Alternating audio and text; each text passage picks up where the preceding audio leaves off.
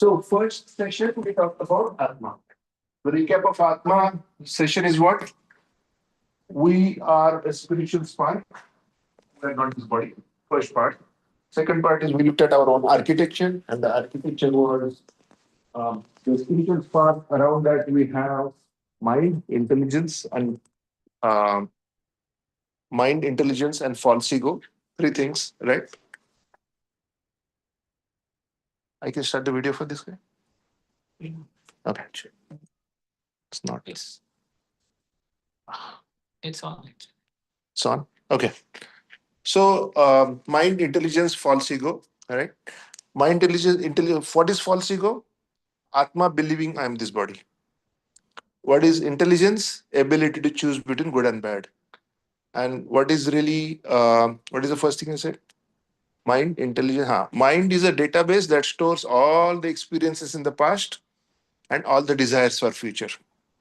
So that is our architecture. Around that, there is a physical body made out of five physical elements, right? Earth, water, air, ether. So this is the architecture in which we are operating. That is the first level. The second section we came to was, does God even exist?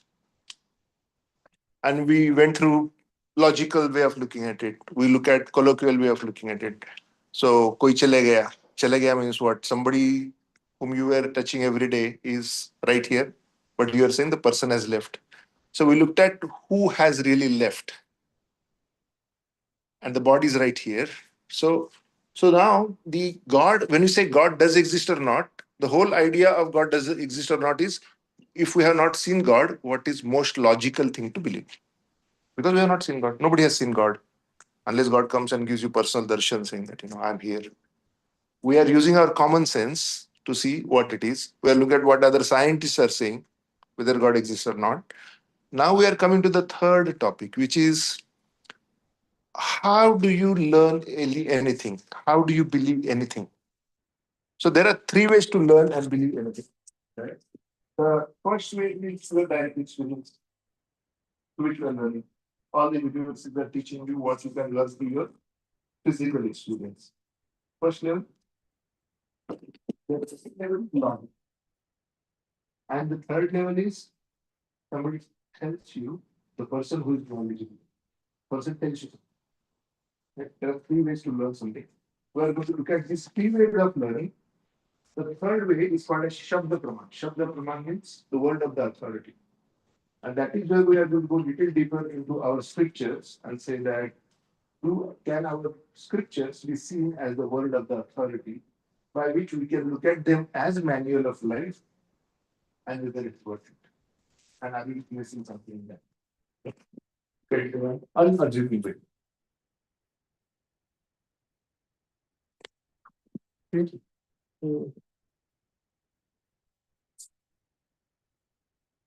Next.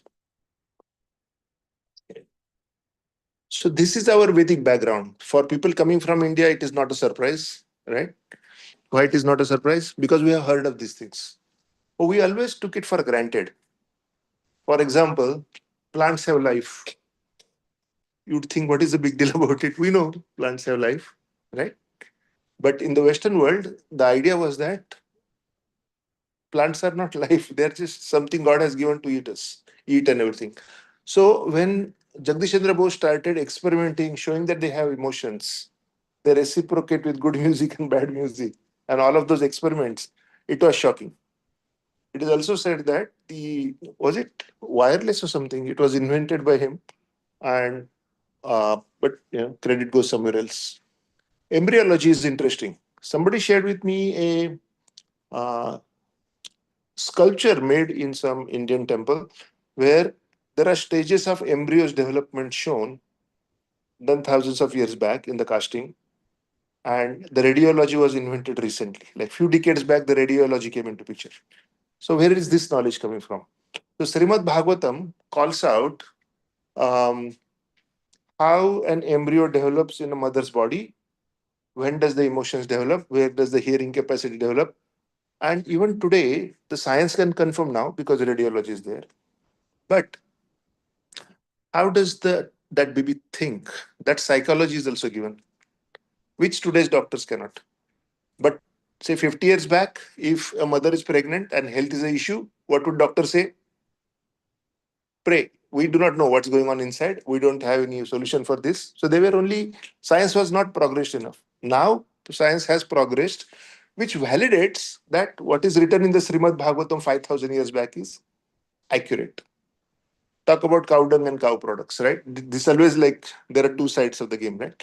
So the lab analysis shows that the cow urine has antiseptic properties. Now the labs came out recently. For thousands of years, people believe that cow urine is to be used for cleansing your house and cleansing the place for fire sacrifices. So now, when there is a validation, we can trust, saying that, oh, okay, I understand that it was always there, but we thought maybe it is not. Um, but there has to be a difference between, say, logic. What is the logic that if a cow dung is pure, human is better than a cow? So human dung is even more pure, right? No, it is not. That is where the Shabda Praman, the logic doesn't work. Only cow is given as cow urine is pure. Other animals, human beings, it is not called that as pure. So please understand that. Vedic mathematics, those who teach, you can really appreciate very fast way to get to your calculations and many other things. That's Vastu. Vastu is like Feng Shui, where you do things in certain way and better energies flow, you live a happier life, maybe more prosperous life. Astrology is another interesting area, even astronomy for that matter. All the movements of planetary systems is um, you can see what how the planetary movement will be now that we have computers and algorithms to feed it into. You can see how it will be many years from now. You can also go back in time and see 5,000 years back what was the arrangement. Number one, that means this movement of planets and stars is going in a predictable way. There are some rules. That is why the computer can see it back and forth.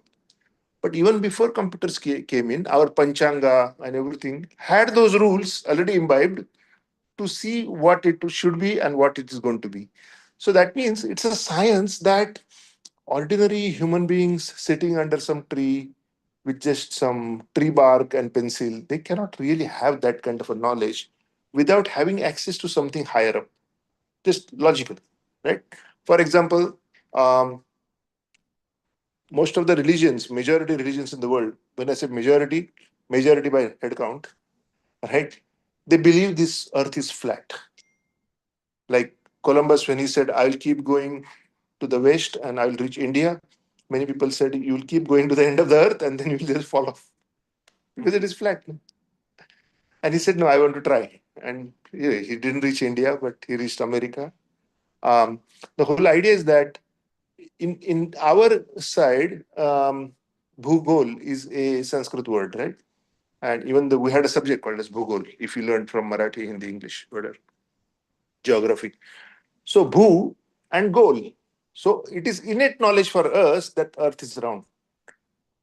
To the point, the scientist who first said maybe Earth is round, right? He had to drink poison because he was going against their scriptures. Was it Copernicus? We can look it up. Just for saying that scripture is saying X, but my experiment showed is Y, he had to drink poison for that. Socrates was the one of the great logician. He said he was believing that I am this body. So different scientists have tried to push the boundaries of what the religion says towards the reality, and they have faced challenges. What are the other things? Yeah, metallurgy. Some of the metals or metal alloys that we made in ancient India, for example, there is this um, pillar in Delhi that has not rusted for a few thousand years, and everybody keep wondering what is going on. And maybe it was just taken out. It was near Qutub Minar or something, and it was simply a Vishnu Stambha that was taken out from some temple. So the we keep discovering some pieces here and there to say that I wonder how these ancient times what they did because this is better than what we can do today. So there is a higher civilization which keeps showing its signs, but the higher civilization is now covered by we do not know anything. Let's rediscover. Let's use science to get back to that again. And that is that interesting time frame we are in, where our education is coming from Lord Macaulay's education. When he came to India, looked at the prosperity of the India. First thing he wondered how to conquer this country because they seem to be doing good. The economy is doing well. There is no riots. There are no inkalab or kranti or revolution. Nothing is going on. They don't have a way to interject this. So how to handle it? So they figured out that this lifestyle, Vedic lifestyle, that is based on Varna ashram system, and it is cow and agriculture, is part of the problem. We also have strong faith in our scriptures. So they started dismantling that through the education system. So now, if you go through a typical convent education that is available in India, the first thing you lose is faith in your own scriptures. The second thing you lose is faith in your own culture. And the third thing is you become a coconut. What is a coconut? Brown from outside, white from inside. Yes, that is Lord Macaulay's education system. So talk to any friend who has studied in a very nice convent education. Temple. And then Bollywood does the remaining job. Go to the Gems of Bollywood type of channels. They'll explain you how systematically we have been programmed last many decades to throw out anything that is good in our culture. All right. First slide should not take that long, but it was worth it. Any questions so far? All right. This is our today's syllabus. 6 blind men, 3 ways to gain knowledge, 4 defects, scientific research. Vedas offer perfect and complete knowledge. Again, this is syllabus. I expect you to ask questions, but also I want us to feel very open heart in terms of accepting something that we may not be brought up with every day. It sometimes it can be shocking also, but just try to see whether it is possible that the reality exists in different paradigms. Next. Right. So think of this. We as human beings, we are trying to understand life. Just like if we take few blind people and ask them to look at an elephant, the elephant he's looking at the first person is looking at the trunk and says that it's like a snake. Now, rest of the life, the person will defend with his life saying that elephant is like a snake only. What happened is that person experienced elephant in a certain way. And the tusk, look at one thing at a time. Everyone has a different way to understand the elephant. Yes, somebody thinks it's a wall, somebody thinks it's an X. But the whole idea is that if we experience reality in a certain way, we get wrapped by that and believe that that is who it is. And that is why on WhatsApp groups, we are fighting all the time. Modi or Rahul Gandhi. You know.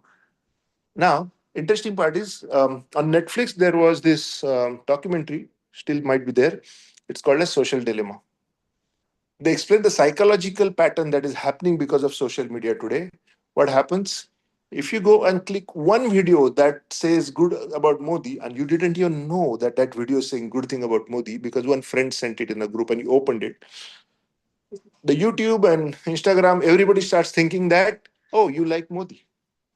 And then they start showing you more and more videos that reconfirm that Modi is a good person. Same thing happened to any other personality on internet. It can be, you name that personality.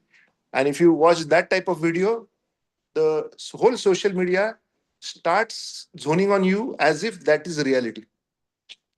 Now, after you have seen 999 videos in a year, which show you reconfirming that it is true, when you meet with another friend who is in a different whirlpool of social media, where somebody else was shown as a good person, now your thoughts don't meet.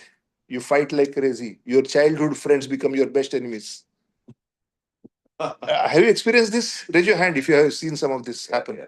Right? So that means what happens? Human beings are fundamentally limited in their ability to perceive the reality. We are told this is the reality, and then this is the reality for us. So why? Because we are trying to use the direct perception. So we'll also look at our direct perception has so many limitations. So we'll go to the next slide. So there are three ways to learn anything, and these are the three ways. And this is what I like about our scriptures. When Bhagavad Gita says there are four problems of life, there are four problems of life, right? Janma, Mrityu, Jara, Vyadhi. Means birth, death, old age, and disease. Right? Four problems, four problems. There are three sources of miseries. Then I look outside, is there a fourth source of misery? Very hard to find. So the business analysis is complete of life. The encapsulation, the classification, everything is complete. So you don't have to go inventing again after that. Why? It is top-down knowledge. So Pratyaksha Praman is what we looked at, that how we experience an elephant, right? Second is Anuman Praman. Anuman Praman is theories based on observation. It is a guesswork. The third style is Shabda Praman, hearing from the bona fide authority. So we look at few more examples to understand what these three methods are. Any questions so far? Okay. And you are with me? I have not lost you. Okay. So Pratyaksha Praman. What is a Pratyaksha Praman? Seeing is believing, isn't it? That means these railway tracks are meeting somewhere. Yes. Because they seem to be meeting somewhere far away. Yes. Anybody thinks they're not meeting? Distorted reflections. We have gone to the fun fairs, Anand Melas. Maybe in Anand Mela we should put a booth that has these reflections. So distorted reflections. Now, is that reflection true? Because in one of the reflections, I may look like a slim, tall guy, huh? But that's not the reality. So, so next. Is this pencil broken? It's not. But you can see it, right? And this is the best part, Miraj. On a summer day, you're driving, you can literally see cars' reflection. You see the water. Is there water? No. So typically in a desert area, somebody may see the water and they may die because of thirst, right? Because they're chasing mirage, which is not real.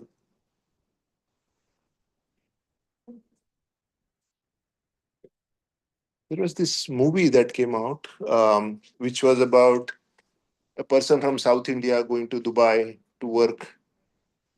Goat life or something. So if you only believe what your eyes and ears are telling you, what can it lead to, right? So seeing is believing, maybe not. So let's go deeper.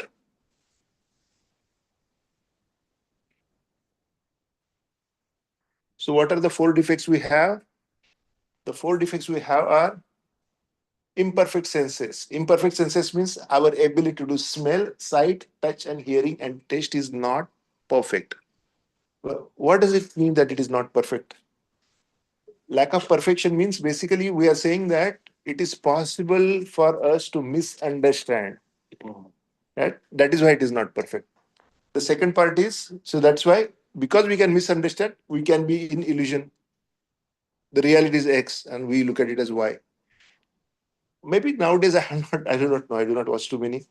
But when we grew up, there used to be suspense movies. Whether a certain crime happened and somebody was culprit or not, right?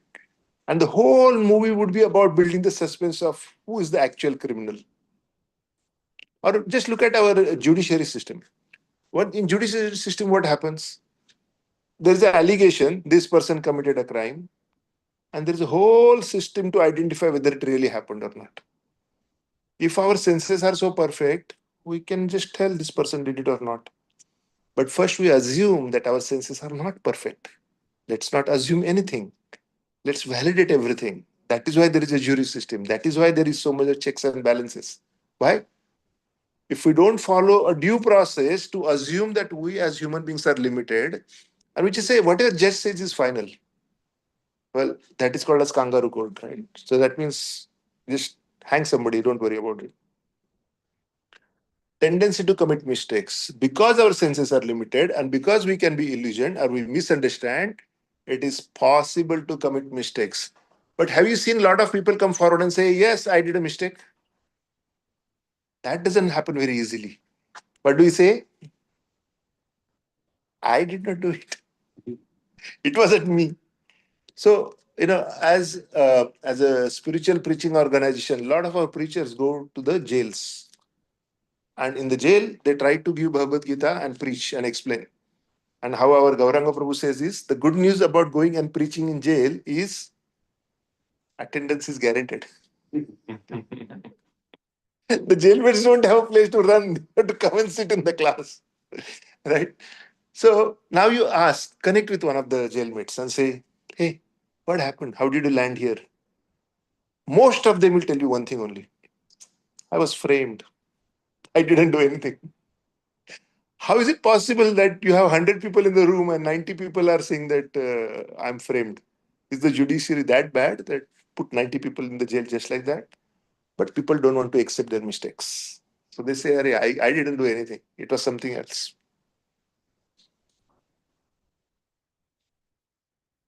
What is it? Johnny, Johnny, yes, Papa. What was that song? Eating sugar? No, Papa. Ha ha ha. That is like first poem we learn is how to lie. Okay. So that is why the cheating propensity is there, and that's why that poem is there. Children, what do we do as a children? Oh, the fairy tooth, the tooth fairy, she will come and give you something. Is tooth fairy real, beta? No, I thought it was real. That's fine. Is this guy? Yeah, Santa. Is he real? I don't know. See, this is the problem our whole generation has for last 2000 years. When they're small, we tell them Santa is real, and then we fool them by giving gifts and all that. And when they grow up at like 5 age, 5, 10, we tell them Santa is not real, and the children are saying, "You're my parents, and you cheated me in the most believing age I had. Why would I believe you for anything now?" Yes. Then they tell them, "Hey, God is real, huh?" I'm like, huh, last time I trusted you, Santa was not real. Why would I trust God to be real? Now we have good number of atheists in the society. Okay, next.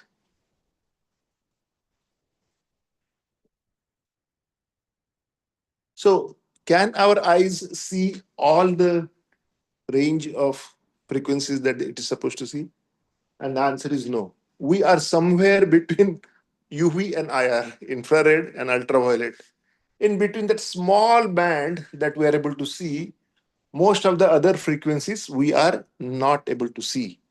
So, say for example, there is a cockroach walking in this room. It is not there. I'm just asking you to believe. The cockroach is walking. What the cockroach does, it cannot see better. So it has those long mustaches, antennas that it is going around touching, saying that, am I bumping into something? Am I falling off the cliff?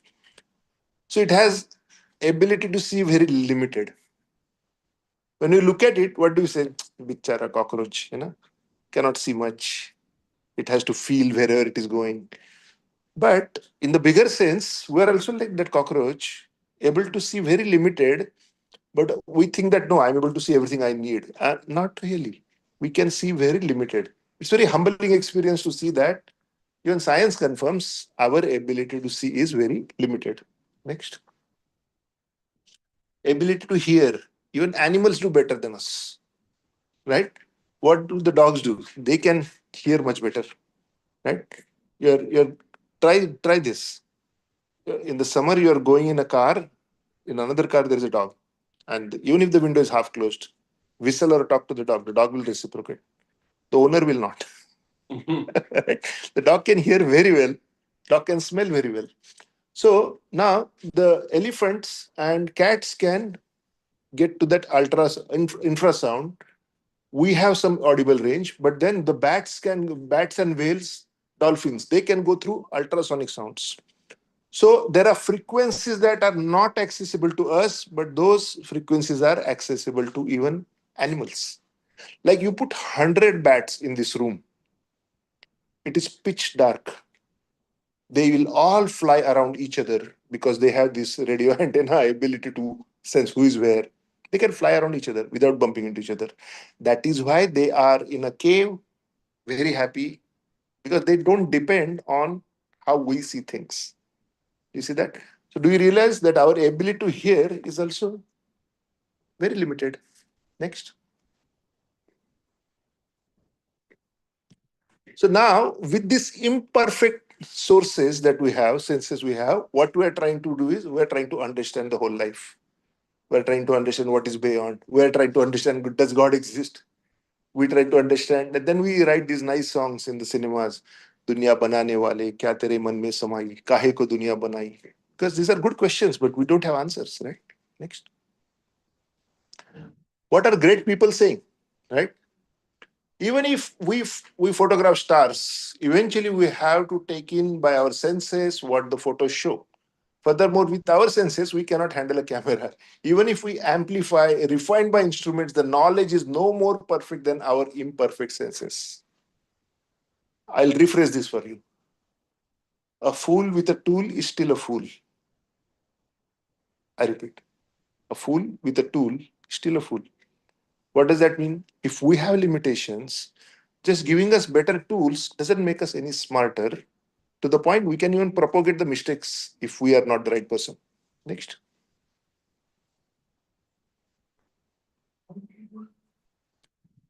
Who likes gulab jamuns, right? So when we are tasting, depending on what in what sequence we eat things, things may be more sweet or less sweet, more sour or less sour. That is why typically we want to end the meal in a certain way. We want to eat certain artifacts at the end because we want that taste to remain. Right? So orange after sugar is sour, and orange after lemon is sweet. Yep. Right? Um, when ladies get married, right? Say there is a big family. There are four brothers. The first boy marries, and the girl comes in the house. The family deals with them in a certain way, mostly resistance. Right? Now, that first girl comes and flattens the family a little bit. Now the second girl comes in. The family is now a bit more mature. अरे नहीं. Now they start comparing. ये अच्छी है कि ये अच्छी है. Then the third brother gets married. Now they start comparing. ये अच्छी है कि ये अच्छी है, ये अच्छी है. So the sequence matters. Like when did you arrive? Are you the first one? Are you the fourth one? So what I'm saying, it's not absolute knowledge. It is a relative knowledge of what did happen before, what did happen after. For example, if I request you to be in this chair next 24 hours, just be there. We'll give you food. You'll be allowed to go to bathroom. Will you be happy? 24 Depends hours. on food. Depends on food. No, good quality food. At least will not keep you hungry. But 24 hours sit like that next 24 hours. Yeah, I will not be happy. Correct. We all pay $2,000 to do that going to India. And then we pay $5,000 to make little more space. It's like I can now move around. Right? It is a relativity. Isn't it easier to sit on the sofa and feel like I have earned $10,000 in every 24 hours? Right? It's a relativity principle that the same place you can pay money to be there. In the same place, you will say, why should I? So it's a relativity. The water touch warm, hand appears cool. So it's again relativity. What happened first? What happened second? So we are perceiving the reality. We don't have the reality. We're perceiving the reality through senses. Just like you put on a helmet and through which you are seeing, through glasses, you are seeing things. Through ears, you are seeing things. Eyes are also like a camera. You are seeing through the camera. So you are perceiving the reality. We do not know what the reality is. Next. Okay, so we'll keep going. Next. All right. Raise your hand if you have seen this before. Okay. So if you are not, oh, if you have seen it, then yeah. Um, what do you see? I see a old woman. Okay. Is everybody seeing a old woman? No. Raise your hand if you are seeing a old woman. Okay. What are others seeing? There is a bride also. Okay. There's a young lady you're saying. Lady. Okay. How many people are seeing the young lady now? Okay. So now we make two teams. One team is saying old lady, one team is saying young lady, and we'll let you fight. Is that fair? But that's what the whole humanity is doing, right? Democrats or Republicans, this or that. But now sitting here with the same picture, I'm not even tricking you. Your senses are telling you different stories, and the reality could be something else. Do you realize how limited our senses are? So next time we pick a fight on this is what happened, maybe it didn't happen. Yes. So now think about this. So on the previous floor. So this is the old lady. Her old lady's lips, old lady's nose, old lady's eyes, old lady's hair. Now old lady is visible to everyone. Yes. Ah. Now I'll show you the young lady. Okay. This is the ear. This is the this part. This is the cheek. This is the nose. This is the hairstyle. And this is the scarf around her. Now you see old and new both. How easy it was once somebody shows you. That is called as the guru. Now you can also become the guru. Next. How many triangles are there?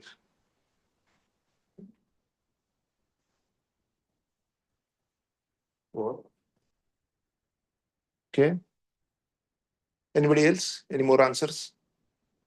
There's no triangle. So yeah, there is no triangle actually. So see how easy it is to fool our senses. Next. Ah, what do you see? Have you seen this before? Then you get to be silent. So this is why the Discover Yourself class puts you ahead of other people by lifetimes. If you have gone through this once, you can fool anyone on the company, on a lunch table, friends arguing on each other. Okay, what do you see? Be loud. I see two people inside two people. Okay, good job. Anybody else seeing anything? Be vocal, guys. Couple. See that one elder man on his face like this guitar. Yeah. So I'll give chance to others also. What do you see? Three more people and then two people playing instruments. Okay. And the lady. Right. Okay. So I'll help you. Let me go home also. So a young lady peeking out of window is one option. This whole two things are two faces of an old man and an old lady looking at each other, right?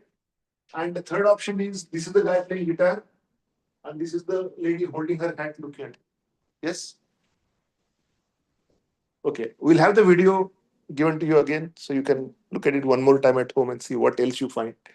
But do you see the point? It is possible to not get to the reality, although we believe our senses so much. मैंने अपने आंखों से देखा है. क्या देखा है? Right? What have you seen? Next. Okay. By now you are convinced. So I will say next. And we have seen this when you focus, the things are moving, but they are really not moving. So all our senses have tendency to get illusion. Most of the time we are misunderstanding more and understanding less.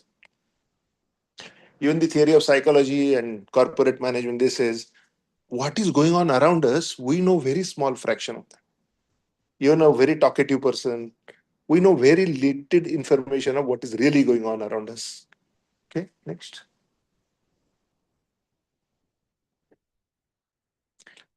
So now, these great scientists who are supposed to be the saviors of the humanity are using their four limited senses, their generally limited senses, the four human limitations that we have, and they are trying to take the humanity forward in a direction.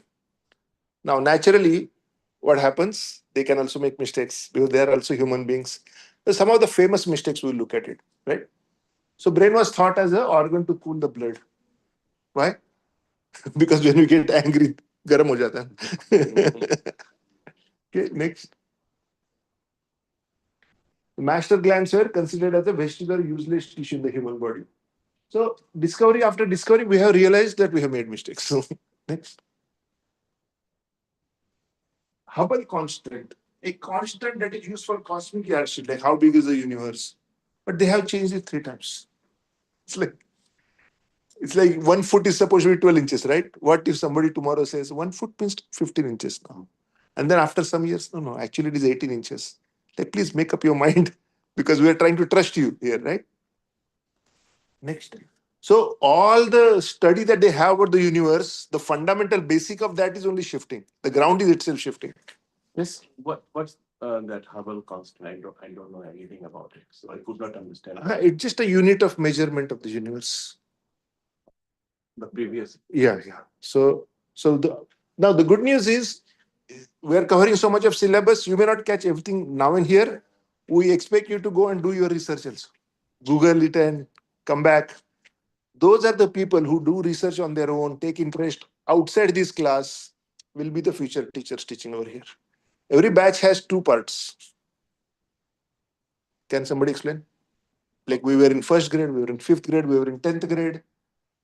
One constant reality of every class is we have toppers and we have, yes, if you do put in work outside the class, what do you become? Topper.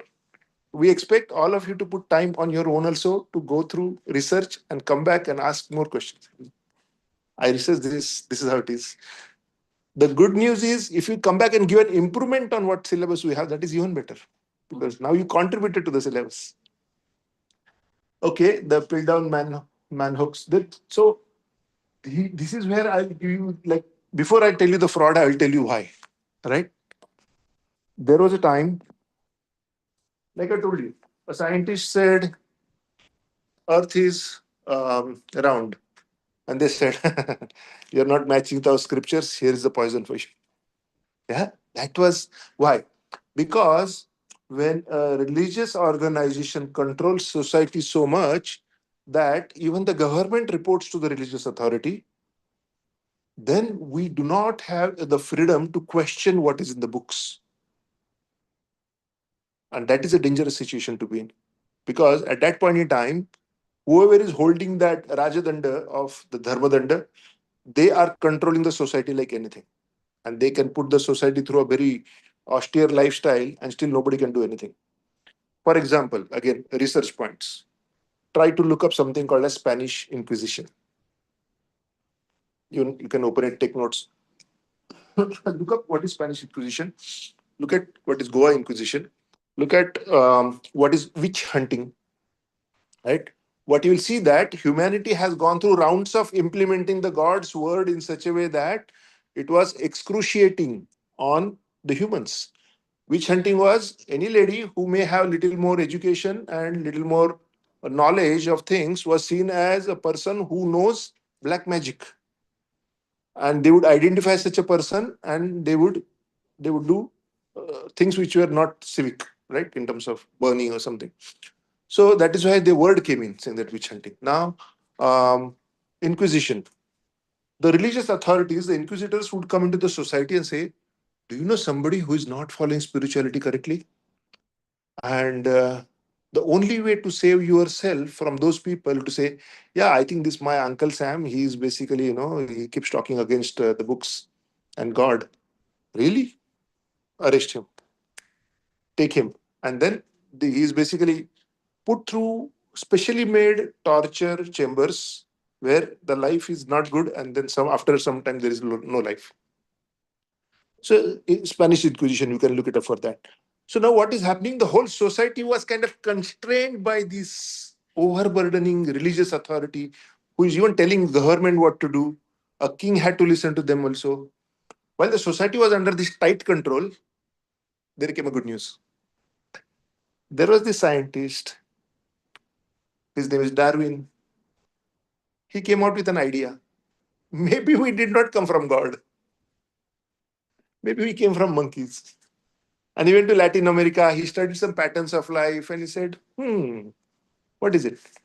So, so then people who were compressed and depressed because of religious authorities telling them what to do suddenly had a way out. They said, Darwin is right. Can we separate the state and the church? The religious authority should be separate from how society runs. The society should run like a democracy, equal rights, and make sure that there is a judiciary system, everything is balanced. Whereas the religious authority, they can inspire people, but that's it, not more than that. So they needed some another hook other than we came from God and hence listen to this book and follow everything. Now, in this another dimension, what happened? They accepted Darwin as new God in the sense that whatever Darwin says is right. So we look at what Darwin is saying, it makes sense or not. And when we understand the context in which people adopted Darwin, we will not be so confused. I explained the context in which Darwin was accepted. Now, if you go to the schools, Darwin is the standard theory that's taught. It's like this is how life happened. Okay, so next. So a lot of people started saying, oh, if we came from monkeys, there must be a missing link, right? How come if monkey we came from monkeys, still there are monkeys? Then there should be some people in the middle who are neither monkeys nor men, right? Missing link in the middle, that's missing. So people started creating their own frauds to prove scientists who are well funded by universities and they get Nobel prizes and so many things, a whole good lifestyle without writing one line of code, right? So they propagated these frauds that lasted for decades and decades and decades. And we are going to look at some examples very quickly. So next, the video. Yeah. Volume. They can even invent very different faces for the same skull.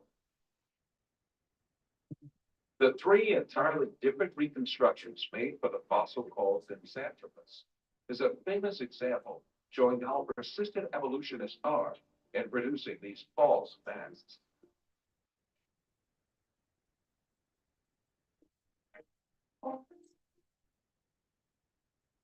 Another intermediate transitional form fabricated by evolutionists was the Nebraska man. This was cooked up in 1922 on the basis of a single fossil tooth. The evolutionists did not neglect to give it an ostentatious Latin name, Asparapithecus paralcuca, or to make imaginary drawings related to it. It was soon revealed that the tooth that had been the source of inspiration for Nebraska man, in fact, belonged to a wild pig. Many other fossil skulls have been presented as great evidence for evolution, failed one by one.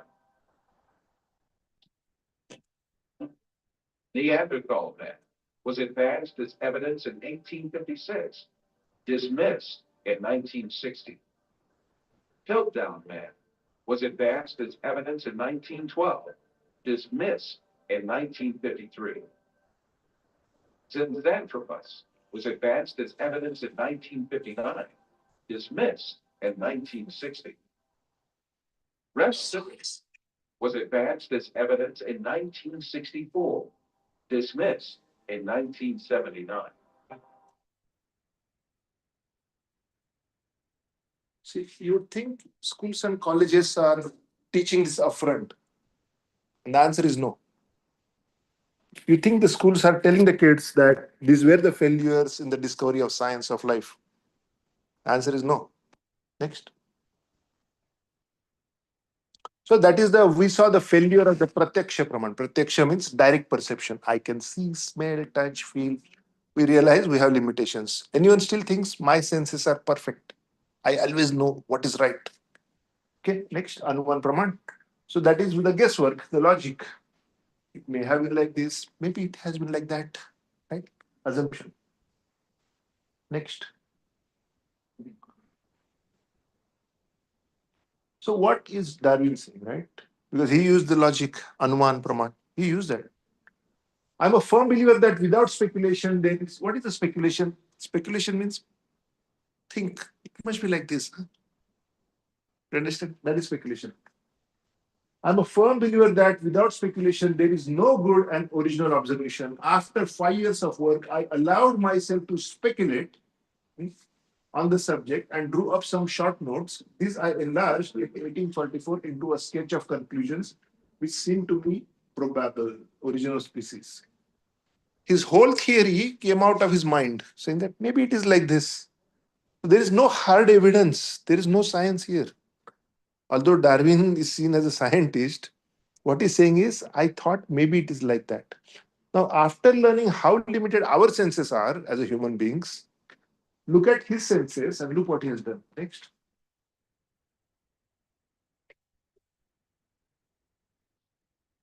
Right? So humans came from monkeys. And I think did I tell you this that a kid goes to mommy and say that mommy, mommy, dad is saying we came from monkeys. Yes. And what does the mommy say? Your dad says. Yeah, he's right, beta.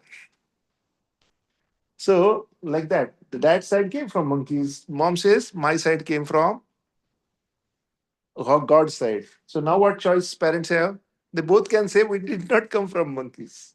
That's the easiest thing. Human beings and apes are simultaneously existed for millions of years. Where is the name of transition here? Right. Next. Yeah. In North America, the black bear was seen swimming for hours with wide open mouth, thus catching like a whale insects in water. Even in so extreme a case this is, so he himself is saying this is a very extreme case. Okay. If the supply of insects was constant and if better adapted competitors did not already exist in the country, I can see no difficulty in a race of bears by natural selection, more and more aquatic in their structure and habits with larger and larger mouths till a creature was produced as monstrous as whale. A bear became a whale. This is science. How this is a science? Because there is no evidence. You cannot say anything in transition. You cannot repeat your experiment to see what it is. There's somebody thought maybe it is like this. That's all. Next. Now I need volunteers. Somebody to read very loud and clear the slide. Who wants to do that? Evolution of voice. Oh. Evolution of voice, a mammal of the family. One day occurred over a geologic time of 50 million years, transforming the small dog size forest dwelling goldfish into the modern whale. This means that voices share common ancestry with the tapirs and rhinoceroses. So basically, he went unhinged. He started connecting anything to anything, saying that this must have happened, that must have happened. And this is the basis for the humanity today. Next. Yeah, giraffes basically they extended the necks, that's why they become longer. What about donkeys? Everybody else. Next.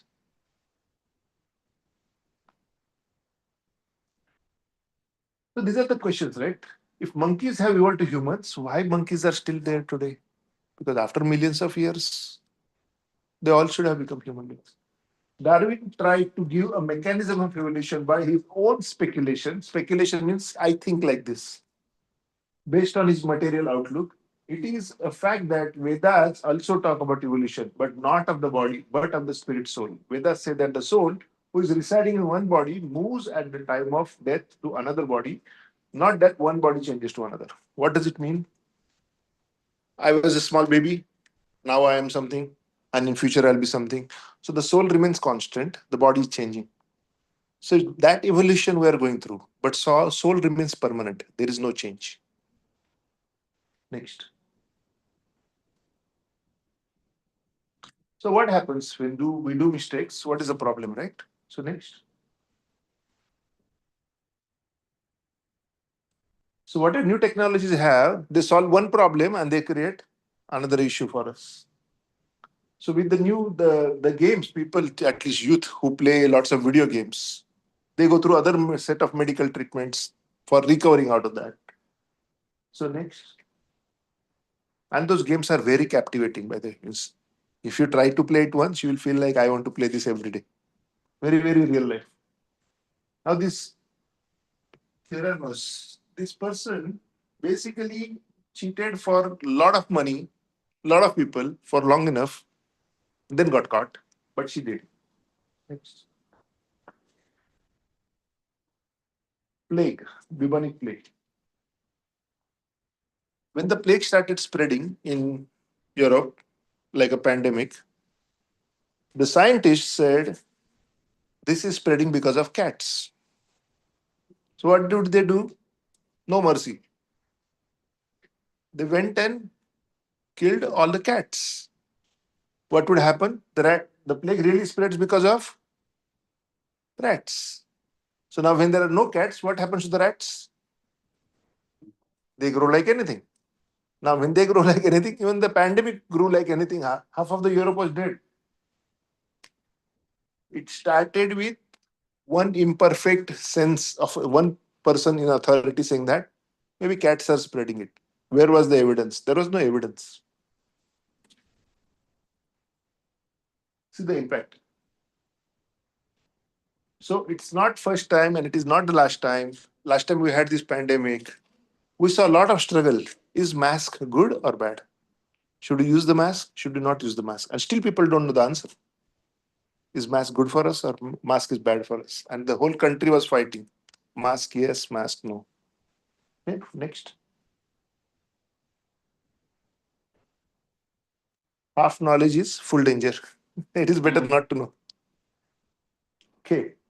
So now that we know the problem that we have, we need full and absolute knowledge. So there are three ways to learn. The first way to learn was Pratyaksha Praman. We realized it's limited. The second way to know is we saw that is also limited.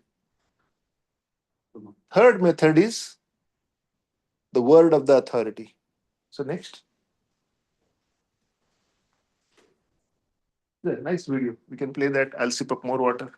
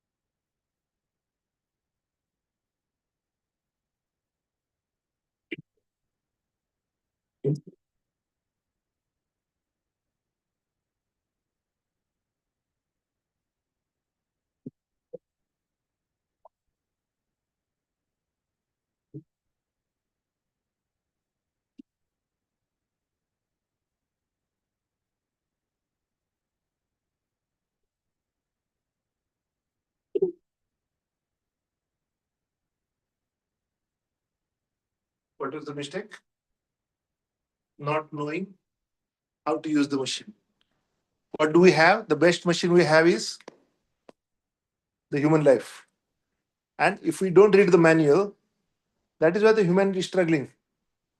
Right? So many people are going through so many troubles just for not knowing what to do with this human life, actually. Next. So, is there a manual? That's the first question. Is there a manual of life that we're supposed to know? And that's what we'll get into. Yeah.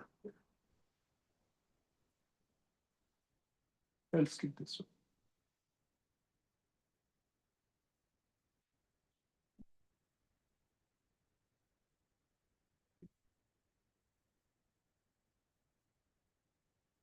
Evam parampara praptam, imam rajarsayo vidhu. Bhagavad Gita 4.2. What is Krishna telling Arjuna? That this knowledge is coming in a parampara. Next. Parampara means the knowledge coming from God, generation by generation by generation, reaching us. And parampara is used only when the complete knowledge transfer is happening. If there's a partial knowledge transfer, that is not parampara. Parampara means complete knowledge transfer. Like in office, we do knowledge transfer. Right? Has to be complete knowledge transfer. Right. So next. The baby wants to know who is daddy. The best way to do it is ask mommy. Mommy says, this is the daddy, job done. The first two methods that we talked about, science, right? DNA testing and all that. It is a very cumbersome, difficult, costly, and not effective way to just understand the basics of life. So, for example, can you go to the next? Um, for example, Washington usually loses electricity in the month of December, at least couple of times because of windstorms and all that.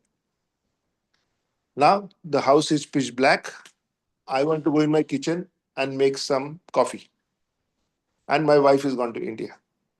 I hardly enter kitchen. I do not know what is where. It is already dark. If I go by first option, the second option is, it is it in the garage? It is in the kitchen. Okay, that helps me somewhat, but it doesn't tell me where the coffee is. It will not be in the garage. It will be in the kitchen. Good job. First part is okay. The second part is where exactly it is. I have two options: light up a candle, go in the kitchen, open every almari, and open the jar to see whether, and put a candle on it to see whether there is a coffee in it. Now, every time I put a candle on it, what happens? A drop falls, a wax goes into that. Then I close that, I open another one. Coffee hai kya? Coffee hai kya? Is that a very smart way? What are the other options? My wife is gone to India. She's available on a phone call. I'm giving you hints. You're saying call her. Okay. So when I call her, what does she say?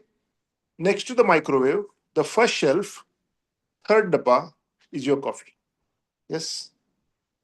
Now I go exactly even in the pitch black and I open it and then I can say, yeah, this is coffee. Yes. So your Prataksha Praman can help, but go with the word of authority to first find out what is where, what's there. You can double check using your Prataksha. That is called as the word of the authority. Who set the kitchen? My wife. Who knows what is where? My wife. Who uses it every day? My wife. Who is supposed to know that? My wife. So at that point, if I'm like, no, I will figure out on my own. That's little not so smart option, right? Because the fastest, cheapest option is ask the person who knows. So a person of authority is trusted even in the society. For example, you go to the doctor and show, I have this problem and this problem, this problem. They'll prescribe you a medication, right? The medication comes into your pharmacy. You take that, you talk to the pharmacist and say, oh, should I eat it before or after? How many times a day? All those things. And then you follow it to the T. Do you say, hmm, how do I know? I want to see all the studies that they have done, all the people that they have experimented on, all the ingredients that they have verified. I want all the documentation. Do we say that? We just go with the faith. The doctor told the pharmacist, and the pharmacist is telling me, take this medication to scare us enough. If you really talk to pharmacist or even read the documentation on your antibiotics, generally they will say, yeah, this medicine can kill your kidney, it can kill your liver, it can kill your heart, maybe you'll go insomnia, you'll vomit, you'll puke, you'll get diarrhea. It says all that. Still we say no. I trust this person, that this person has made me a right decision, that in given situation, this is what it is. Now the Western medication, the fun part is they are made to solve a problem. That means if your body has one symptom, one disease, this is the medication, right? What happens if multiple complexities come together? That they have that permutation combination is not verified. That means you are in an uncharted territory. All medications are working independently on the body without knowing what is the end result of that. And that is where things go from the out of hands of doctors and go into the hands of all powerful, saying that we do not know what is happening. We will try our level best. But we go with the faith. Going to the hospital will save me. Going to the doctor will save me. Going to the pharmacist will save me. But the good news or bad news is the doctors don't live forever. The pharmacists don't live forever. So that is not a guaranteed way to live forever. It is just a way to solve few problems most of the time. Next. So do you understand the value of the Shabda Praman? A person in knowledge should be trusted to solve the problems fast. Okay, next. Vedas, however, are not as well known for presenting historical and scientific knowledge as as they are for expounding subtle sciences, such as the power of mantras. We all recognize the power of sound itself and its effects, which can be quite dramatic. Here, a high-pitched frequency shatters a drinking glass. So, we can easily understand that loud sounds can produce substantial reactions. It is commonly believed that mantras can carry hidden power, which can in turn produce profound effects. The ancient Vedic literatures are full of descriptions of weapons being called by mantra. For example, many weapons were invoked by mantra during the epic Kurukshetra war, wherein the Bhagavad Gita itself was spoken. The ancient deployment of Brahmastra weapons, equivalent to modern-day nuclear weapons, are described throughout the Vedic literatures. Additionally, mantras carry hidden spiritual power, which can produce significant benefits when chanted properly. Indeed, the Vedas themselves are sound vibrations in literary form and carry a profound message. So this is like regaining the confidence in what we already had. We have the culture, heritage, knowledge floating in the ecosystem, and we never taking it seriously. And first time we are saying maybe we should look at our own ancestry and see what is there and use it. Next.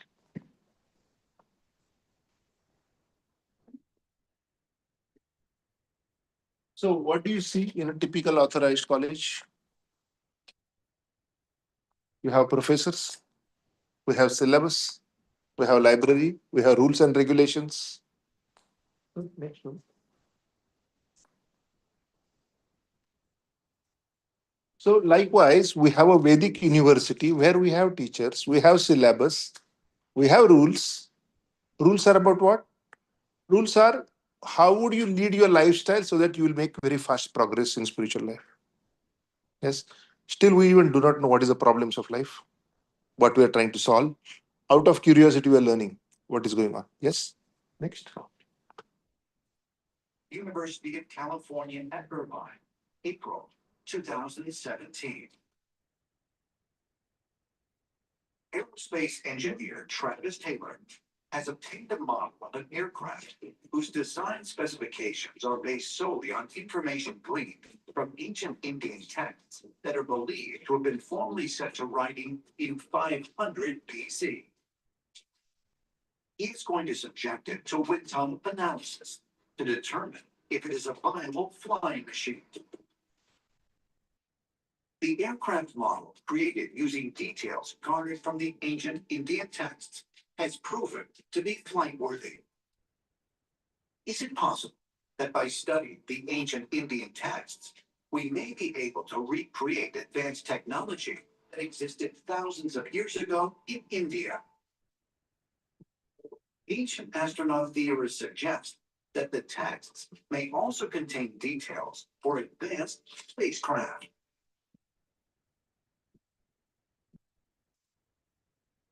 So we have so much of science that is lost. Yeah. We have some reference to that through our scriptures, maybe Puranas, and we say British has told us it's mythology.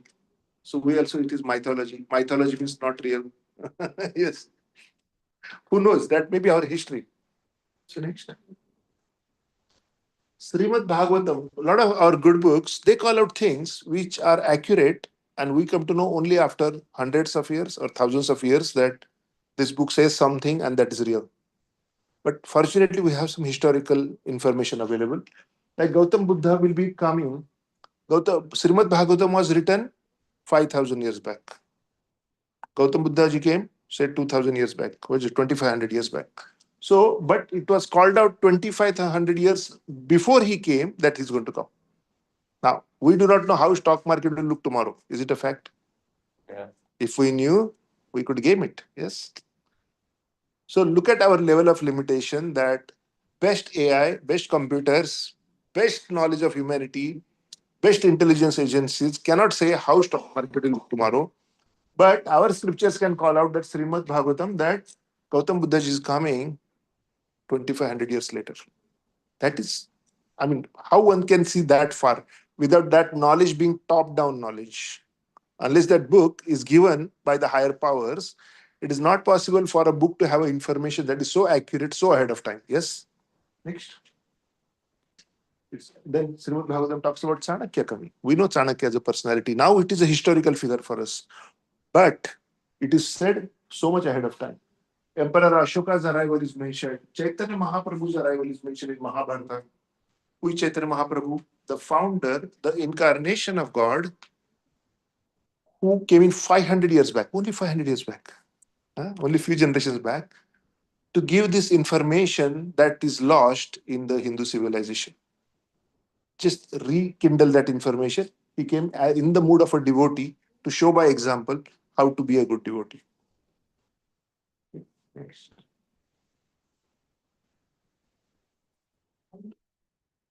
The Vedas are amongst the oldest religious scriptures known to mankind and are the source of India's spiritual and cultural heritage. At first glance, the multifaceted culture of the Vedas is a foreign, fascinating mystery to the Western eye. Yet upon deeper examination, we discover a wealth of philosophical, cultural, and social values. India is renowned the world over for the practice of yoga, which increases one's mental and physical strength. However, this is only a fraction of what the Vedas can offer to a progressive global community. India's culinary arts, music, natural medicine, and other sciences are only now becoming known to the West. Conceivably the world's oldest holistic design system, the Vastu Shastra predates and inspired the popular Chinese system of feng shui. The design of a temple, house, or workspace has been proven to exert a considerable influence on one's well-being. The Vastu Shastra was compiled specifically to address this concern and offers practical architectural guidelines. This style of sacred architecture has been implemented in the building of India's largest temples for thousands of years. The sculptures adorning these temples reflect the development and accomplishments of one of man's oldest civilizations.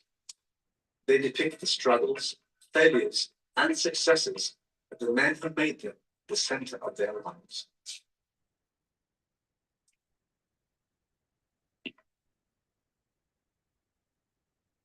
The sophisticated Vedic sciences of astrology, astronomy, cosmology, and metaphysics profoundly influenced the Greeks, Babylonians, and even contemporary scientists with their unparalleled knowledge. Ancient Vedic sages presented precise calculations and millennia for Copernicus, Galileo, Newton, and Einstein.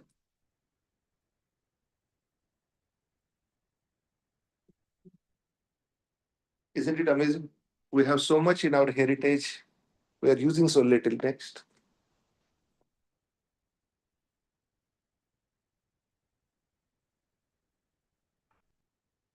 Early Indologists wished to control and convert the followers of Vedic culture. Therefore, they widely propagated that the Vedas were simply mythology. Max Mueller, perhaps the most well-known early Sanskritist and Indologist, although later in life he glorified the Vedas, initially wrote that the Vedas were worse than savage, and India must be conquered again by education. Its religion is doomed. Thomas Macaulay, who introduced English education into India, wanted to make the residents into a race that was Indian in blood and color, but English in taste, in opinion, in morals, and in intellect. However, the German philosopher Arthur Schopenhauer stated that the Sanskrit understanding of these Indologists was like that of young schoolboys. These early Indologists devised the Aryan invasion theory, denying India's Vedic past. They taught that the English educational system is superior. They intentionally misinterpreted Sanskrit texts to make the Vedas look primitive. And they systematically tried to make Indians ashamed of their own culture. Thus, the actions of these Indologists seems to indicate that they were motivated by a racial bias.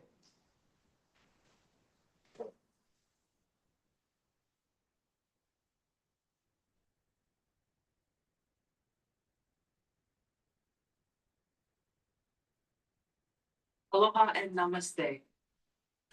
2020 is certainly a year that will not soon be forgotten. For most, if not all of us, it has brought about many unexpected changes. The uncertainty that this year has brought made me personally reflect upon the time that I spent deployed in the Middle East. That too was a time in my life when there was danger at every step. Each day brought new uncertainties, and likewise, many lives were lost. My shelter then and now has been the Bhagavad Gita, which means Song of God. The Bhagavad Gita spoken by Sri Krishna is full of transcendental wisdom that is as relevant today as it was 5,000 years ago when it was spoken. When we are blown here and there by the strong winds of change, when giant waves are crashing upon us, when we're feeling unsteady, lost, adrift, the Bhagavad Gita offers us guidance and hope. Looking at our problems through the prism of eternality, rather than merely identifying with our temporary material circumstances, gives us an anchor that offers great peace, purpose, and stability through even the most trying of times. May we always be blessed with remembrance of Sri Krishna, his unconditional love, and his transcendental appearance in this world. Jai Shri Krishna. Jai Shri Krishna. So Tulsi Gabbard is from Hawaii, and she's been our presidential candidate. She speaks her mind, does not hide. She's a Hindu. She's a Hare Krishna, and that is why her parents learned Bhagavad Gita first. So they kept her name as Tulasi, which sounds like such an Indian name, right? But it's because her parents learned Bhagavad Gita, and that's why they started calling her name.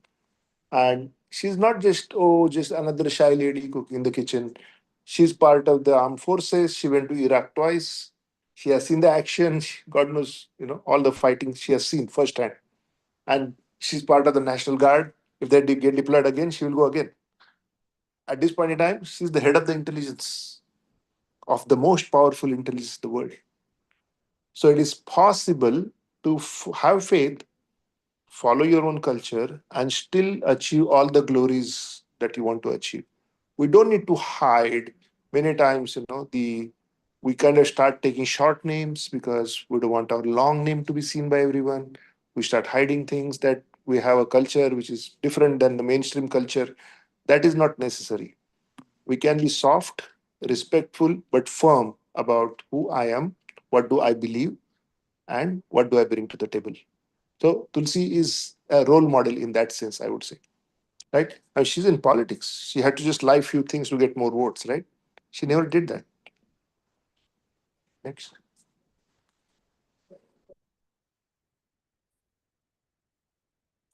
So Vedic knowledge starts by assuming few things. Just like your thermodynamics, your mathematics, they all start with something to start with, right? For example, definition of the imaginary unit, right? I is equal to square root of -1. Makes no sense in everyday life. What is square root of -1? But unless you assume that, you cannot solve the mathematical problems. Or the Heisenberg's uncertainty principle. It has to assume some formulas. The value of pi, you have to assume, right? Law of thermodynamics. So every science begins with certain assumptions. Like that, Vedas also start with assumption. If you assume those assumptions, everything becomes crystal clear, like a kaleidoscope. Things fall in place. If you say, I will not believe in those assumptions, then what happens? You are on your own. So next. So that's why science is Vedic science is called as based on the axiomatic truth. It is self-evident. Means you believe it because it is there. So Brahma is the first living being born in this creation, went through 100 years of tapascharya, the like we study for 18, 20 years, right, to get to a job. So before he started his own main job, he went through a tapasya for hundreds of years to receive the knowledge of who I am, what am I supposed to do, how do I go about it. And that knowledge of Vedas was revealed to Brahma in his heart by the Lord. And that came out to be the scriptures that we have. And those scriptures, that's why we are the Brahma Gaudiya Sampradaya. Brahma Madhva Gaudiya Sampradaya. That means Brahma, Madhva means Madhvacharya, and Gaudiya means from the Bengal side. We have this information coming into the society. So next. Let's see this. What is parampara? What is Guru Parampara? What is disciplic succession? That video will show you. I would not to manufacture.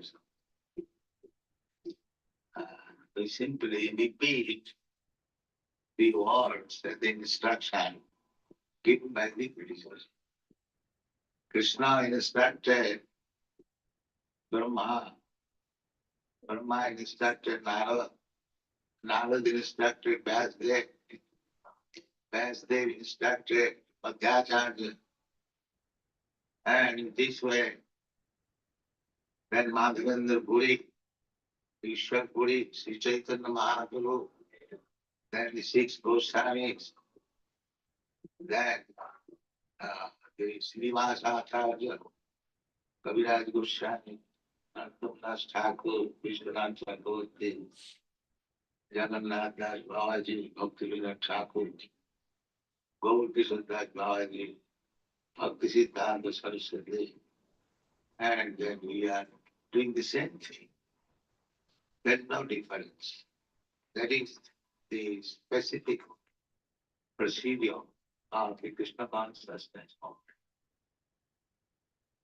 So this is a parampara explained. If you open Bhagavad Gita, general. So when Prabhupada came to USA, the first thing he saw was there are 700 to 800 English Bhagavad Gitas available in the market, and none of them made sense because it was the opinion of the author that was written into that. Like you have Vinoba Bhave has written a Bhagavad Gita, Gandhiji has written a Bhagavad Gita, Lokmanya Tilak has written a Bhagavad Gita, and another friend of mine from South India, he came and became a little financially successful. His dad said, I want to write a Bhagavad Gita. So anybody who wants to become a little famous, if I write a book about myself or my own thoughts, even my children will not read that. Yes, I may have to force it. Hey, no dinner till you read this. But if I say, I am writing the reflections of Bhagavad Gita, a lot of people will say, I want to read. So many authors will come forward and they'll write their own thoughts, but as a reflection on Bhagavad Gita. But what Srila Prabhupada saw was the original thoughts are not mentioned. It is their own ideas.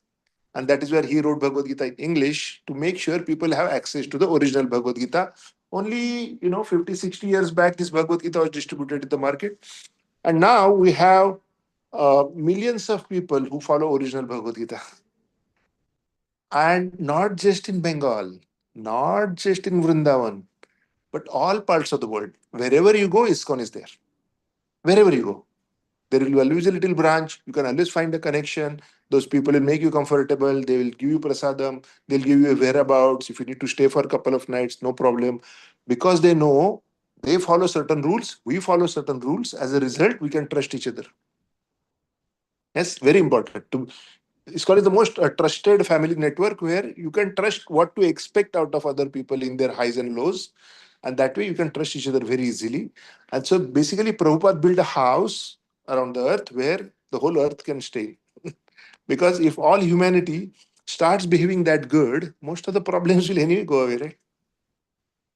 So that is the power of the Guru Parampara. That is the power of, say, for example, we have an electric socket over here. I charge my laptop on that. I can charge my iPhone on that. What if that socket is dummy? it is not connected to the power source. I may put it for charging, it may not charge. It will not solve a real problem. So when the knowledge is coming in the Guru Parampara and connected to the Lord directly, the first benefit is you will see transformation in your way of looking at life.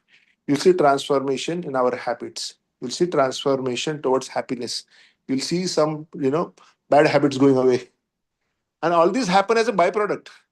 We are just supposed to follow the process. What is the process? Have some little faith and come to the class. Yes.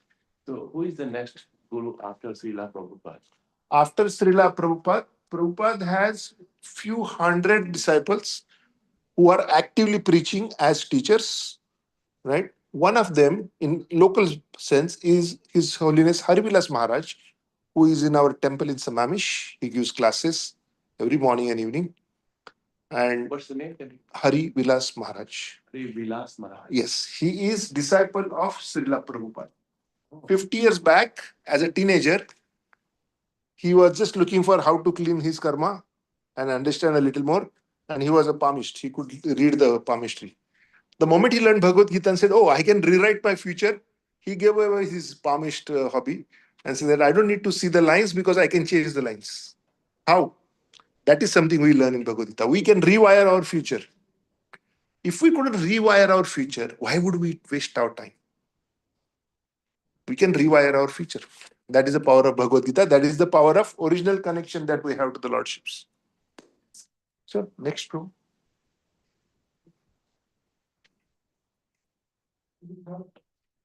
So, Vyasadeva, who is an incarnation of Lord again, right? 5,000 years back, literary incarnation means in the form of books, recorded all the Vedas in writing. Why? What happened before 5,000 years back? Well, these millions of shlokas were recited from the teacher to the disciple, and the disciple would remember Correct. these millions of shlokas. And like that, life would go on. There is no need to write it down. Now, to explain a simple topic, we have to write it down, create graphics, create videos, everything. And after that, also, students are like, this is too much. Right? Mhm. But our culture is such that people could remember millions of shlokas just by hearing it once from the teacher. What kind of a capacity to remember and understand and assimilate? But if you look at the timelines, we are moving from Satya Yuga to Treta Yuga to Dwapar Yuga to Kali Yuga. Every Yuga, what happens? There is a degradation in the human society. Degradation on which dimensions? Knowledge. Height, strength, wisdom, everything, fortune, everything goes down. So maybe next class, today we're late, I'll explain the power of Kali Yuga, the times we are in, very dangerous times. So that is why Vyasadevji, no, we cannot remember so much. We cannot understand so much. So he wrote it down. He broke it into 4 Vedas and he gave it to 4 disciples, saying that, even if you handle 1/4, that is good. So one who knows 1 Veda is called as, I do not know what. But then if you know 2 Vedas, it is Dvedi. If you know Trivedi, Chaturvedi, that names came from who? People who know those many Vedas, right? So now is the situation where if I tell you a phone number, you will ask me 2 times before you write it down. 34554, right? Or you are looking at a OTP and typing it somewhere else, you have to look at it twice. Like, am I right? Next. This is the Vedic tree. Just to give you the idea of all the Vedic knowledge that we have. So we have Shruti and Smriti. Shruti means this is what I have heard, the original Vedas.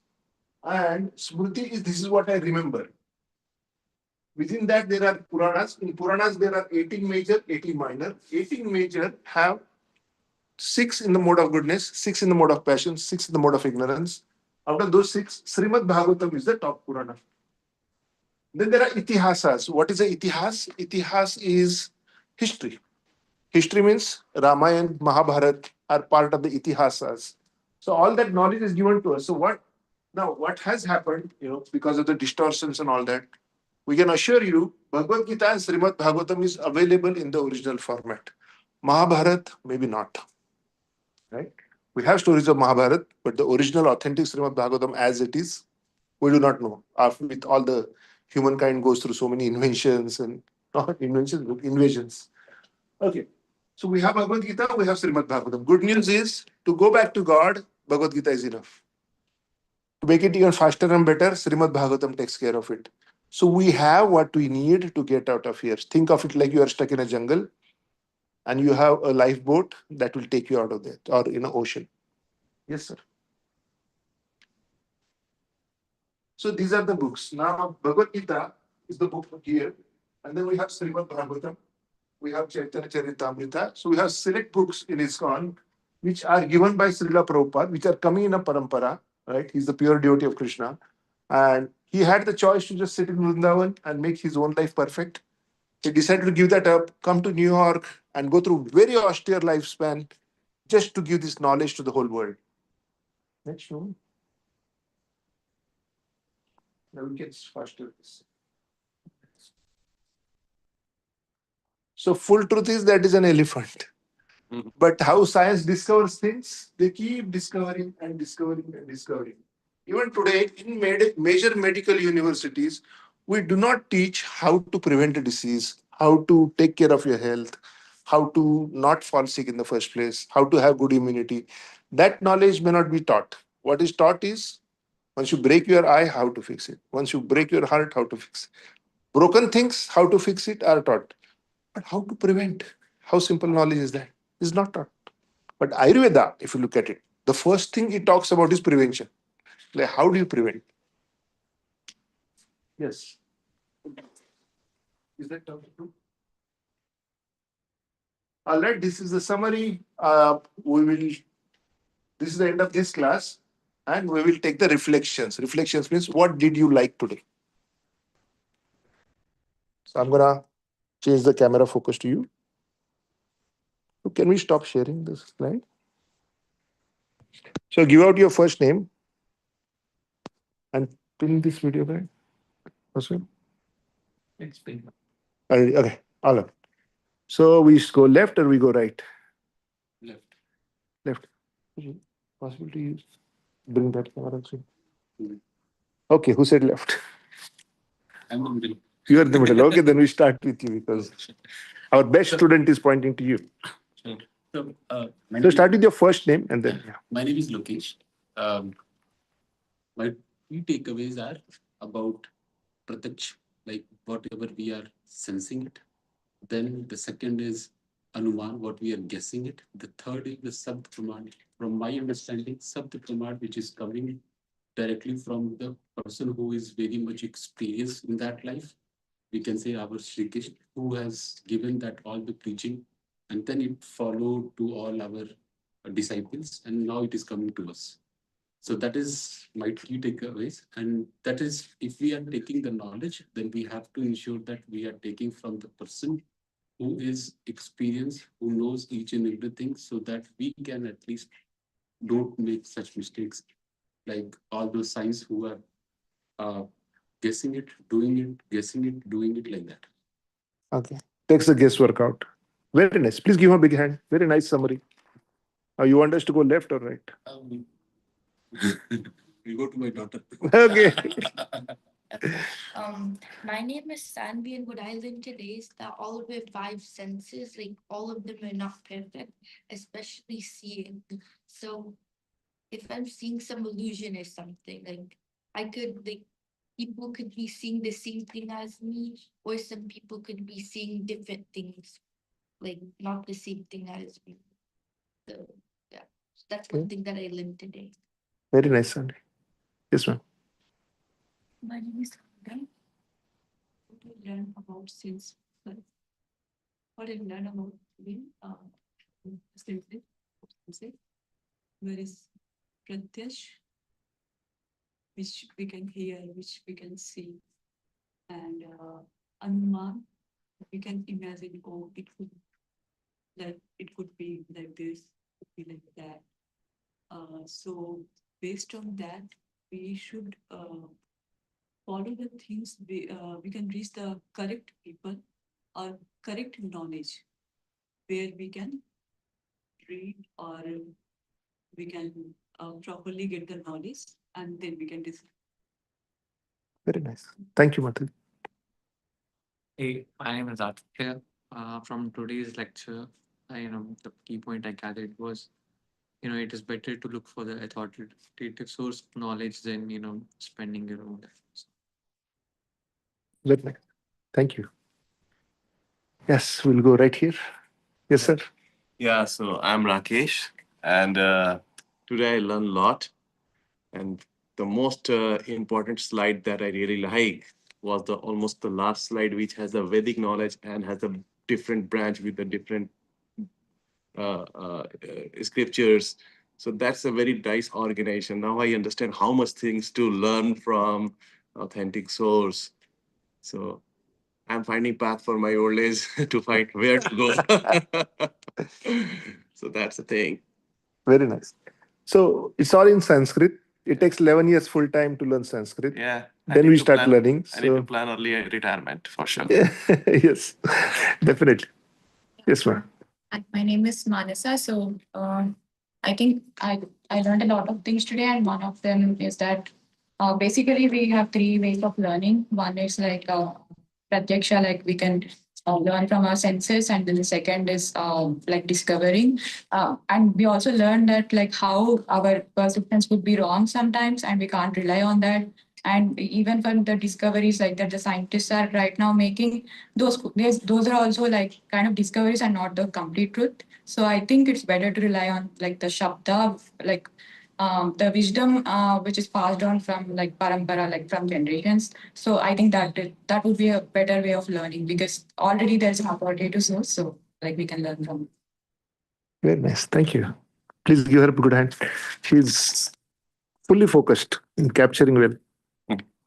Hi, my name is Teja. I think most of what we learned today was summarized, but the key takeaway for me today was learning about the greatness of our scriptures, like how the knowledge that we have from like generations is somehow constructed, like it can explain, it can serve as a manual for our life. Because we've seen the other ways of learning, like learning by seeing or learning by observation, they're not perfect. And everything has assumptions or axioms. And if we accept the axioms that the Vedas provide, I think we can find a manual for life. Like the last slide was also very informative for me to understand that, like the expansiveness of our scriptures in the greatness. Very nice. Amazing coverage. Thank you. Yes, Viraj. I'm Viraj, and I really liked today's session and how it was started off with first explaining how we assume things and assume constant values and the value of pi. So basically, essentially the base of all the scientific knowledge that was being given to us since the beginning, and how assumptions and how half knowledge or incomplete knowledge can hamper our perspective and like give us half knowledge, and how author, as everyone said, coming to the last which is the shabda, which basically means authoritative and tried and tested way of doing things, and believing things is most the best in short, and that should be the way of believing. Thank you, Viraj. And Viraj came first today before everybody else. So please give him a big hand. Yes, ma'am. Hi, my name is Kaveri, and one of the key takeaways, whatever everybody summarized, I'm in alignment with that. But that the senses that can, what our understanding or whatever knowledge, it can be flawed. So complete belief in that is, I don't think that's the right way to look at things. And my key takeaway was the holistic view that the Vedas can provide us for our life. That was like I would want to go deeper into that to understand like living, spirituality, food, yoga, everything that is there already prepared for us. Like we just need to understand that to live a better life. That was my key takeaway. Very nice. Thank you, ma'am. So congratulations, because you are in a steady attendance You are capturing topic after topic, and the good news with the spiritual life is it only gets better. Means more fun is coming. Gaurav Prabhu, you want to say something? Sure. Hare Krishna, amazing class. What I learned from today's class is we have 4 defects in ourselves, and there are 3 ways you can gain knowledge. And the best way to gain knowledge is to hear from an authority. So in life, wherever we want to solve our problems or get a proper guidance, we should always look to find for an authority. And we need to find an authority who is coming in a parampara. So that way we are making sure that we are not getting any duplicates or malicious information. Whatever we are getting is guaranteed, and that's the way you should move forward. And as you saw in that video, that whenever you want to do something in your life, you need to make sure to look at the manual and read the manual, and that manual is given as a Bhagavad Gita as it is by Srila Prabhupada. So it's very, I would really take it as an inspiration to read that. Hare Krishna. Hare Krishna. Let's give a big hand to Gaurav Prabhu, who is making sure all the recordings are correct. He already knows the syllabus. He comes over here, sits with us very patiently. He's never saying, finish it, man. And now, a big thank you to all our volunteers who are cooking, or driving, who are making sure we are invited. Right? With that, we'll see you in the next class.